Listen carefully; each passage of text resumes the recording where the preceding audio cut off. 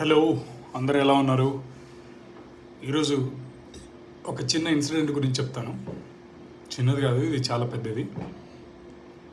బెంగళూరులో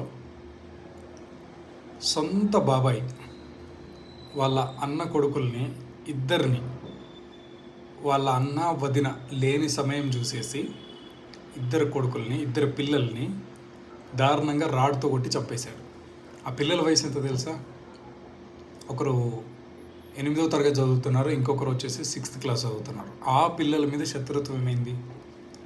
బాబాయ్ అంటే తండ్రి తర్వాత తండ్రి లాంటి వాడు. ఇక ఇంట్లోనే ఇలాంటివి జరిగితే ఇంకా బయట ఏ విధమైనటువంటి క్రైమ్స్ని మనం ఎక్స్పెక్ట్ చేయొచ్చో మీకే వదిలేస్తుంది. ఇదైతే మాత్రం చాలా దారుణం.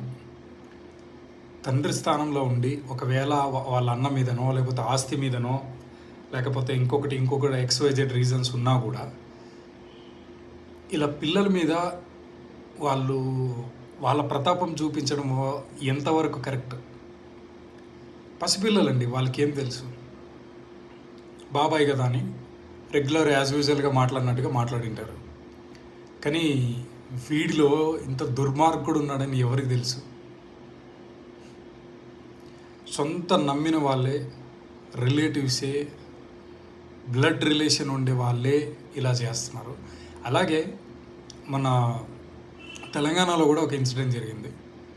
సొంత చిన్నమ్మ 5 ఏళ్ల పాపని గొంతు పిసికి చంపేసింది.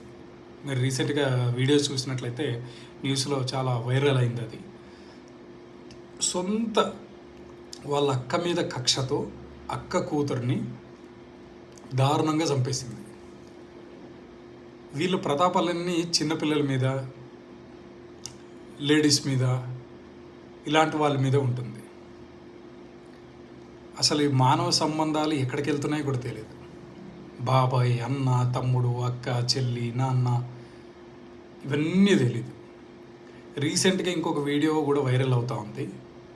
కన్న తల్లేమో లేదంటే అత్త ఉండొచ్చు, తనని రాత్రి ఆటోలో తీసుకొచ్చి ఒక రోడ్డు పక్కన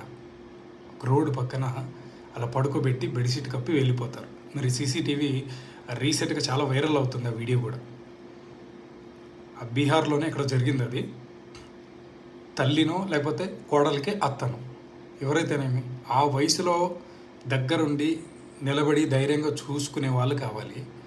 ఆ వయసులో వాళ్ళ సంపాదన లేదు కదా, ఆటోలో తీసుకొచ్చి మిడ్ నైట్ సైడ్ రోడ్డు పక్కన పెట్టి పంపించారు.